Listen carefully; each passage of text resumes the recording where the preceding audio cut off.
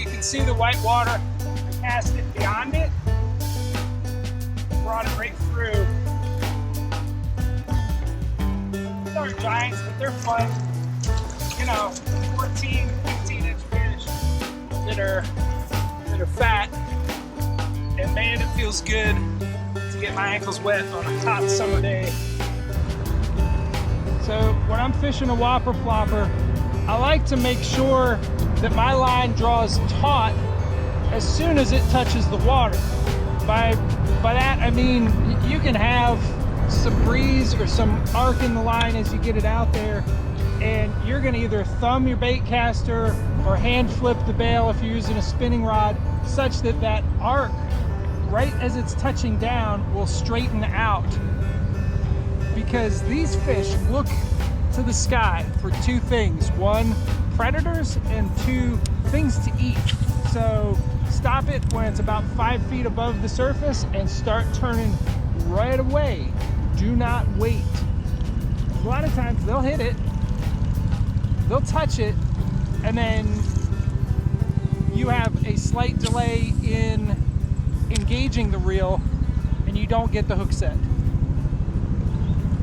One of my favorite places to work a Whopper Plopper is push water. By push water, I mean water that's accelerating up over a ledge, specifically the upstream side of a ledge. A lot of folks look at this water on the downstream side and think, yeah, that's it. That's the juice. That is not the juice. I mean, that may be the juice at first light, but most of the day, these fish want to be immediately upstream of something and they're just chilling. So if you see this ledge line, or this riffle, or this shoal, whatever you want to call it, I like to get it upstream and bring it right down to it. And most of the hits are going to occur right before it drops over. So you can incorporate a pause right there and then start it up again. It's also a good idea if you can line up a cast with it and run the whole length of it. I'm almost to that point here. It runs diagonal from there down to there. I can get most of a cast lined up this way if I edge up just a hair. But lining up a cast with the Whopper Plopper on that push water, man, you keep it in the strike zone a nice long time. People think that you need to put topwater down once the sun gets up. It's really not the case.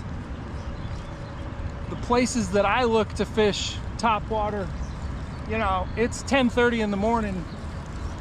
I'm gonna look for these examples of push water. I'm gonna look for areas where there's, you know, where there's well oxygenated water in these riffles. And I'm gonna look for shade. I got some shade up here at the base of this island. Let's go check it out. The Whopper Plopper is a bait. It's a little bit like a buzz bait, a little bit like a tiny torpedo. The tiny torpedoes is, you know, I'm gonna say more old school lure that does, you know, a lot of the same type of presentation.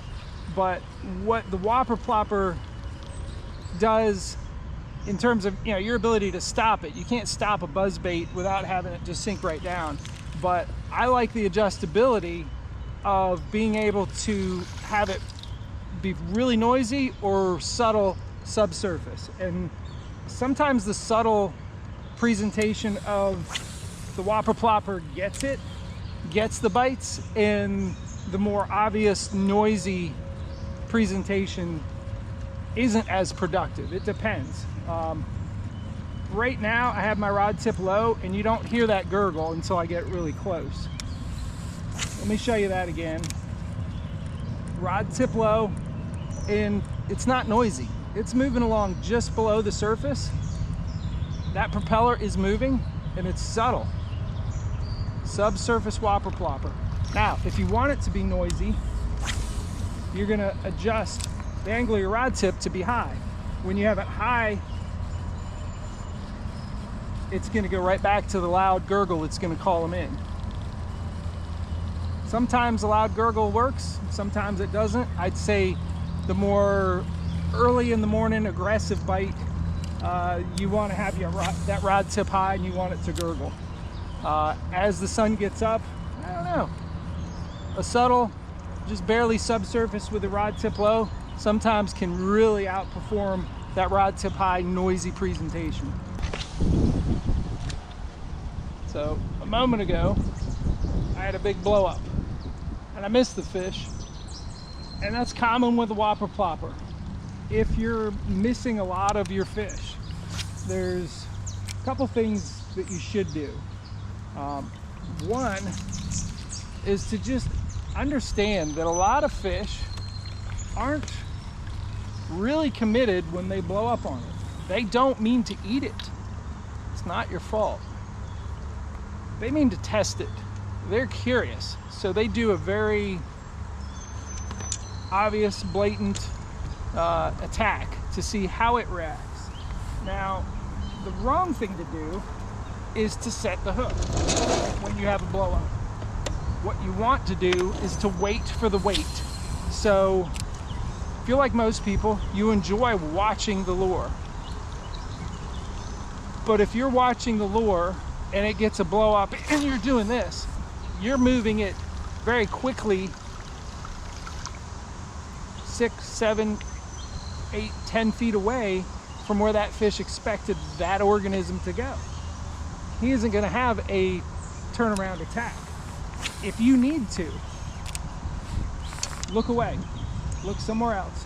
Don't watch it, and keep your rod tip high if you have a lot of trouble with setting the hook in a way upon the blow up that you miss fish.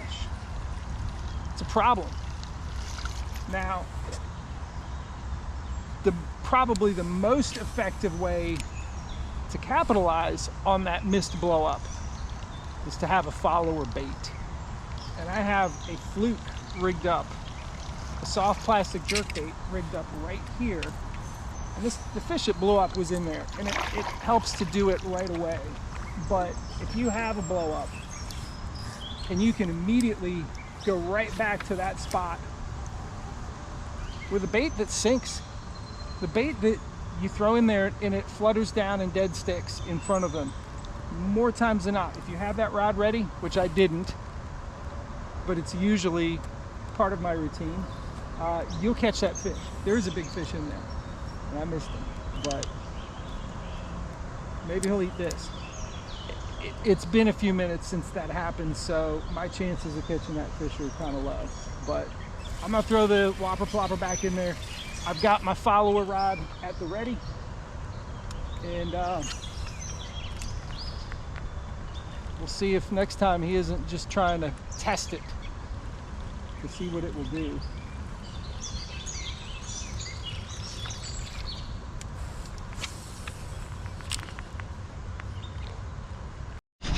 All right, that was down in the shade. This looks like a better fish. Shade is always worth. I'm going to loosen on that drag a little bit. Hopefully keep this guy hooked. Good fish. So 11 a.m. middle part of the day. Big fish on the Whopper Plopper. Shade. Shade, shade. When I loosen the drag, I got a moderate action rod. They're not real big hooks on the 90, so you gotta play them a little bit loose, or you have the heartbreak of losing nice fish like this. This is the big one. Earlier, I swapped out this treble hook. Boy, am I glad I did, because that was one of the hooks that got in them. Thank you for playing. That was a lot of fun, fishy. Yeah, aren't you beautiful? Let's get a quick measurement. Get him back. Okay, 18 3/4. Beautiful animal. Let him back in. Say thank you for eating my Whopper Plopper. goes. So, summary of Whopper Plopper. Don't stop throwing it, even though it's the middle of the day. It's 11:05 a.m. Find the shade, make those longer casts. You can go with a real high tip to keep that propeller gurgling, or go low tip. That one was actually low tip and was fairly subtle. I targeted the shade. Early in the day, you're better off targeting the white water, the moving water. But he was just chilling back there. And, you know, that was a perfect example of that you gotta thumb the reel to straighten out that arc in the line. Long cast, he hit it. I swear he was looking up and saw, oh, food's coming. And he met it there. Because I had it stopped, as soon as he grabbed it, those hooks were already in him. So straighten out the arc in the line right before it touches, and get ready.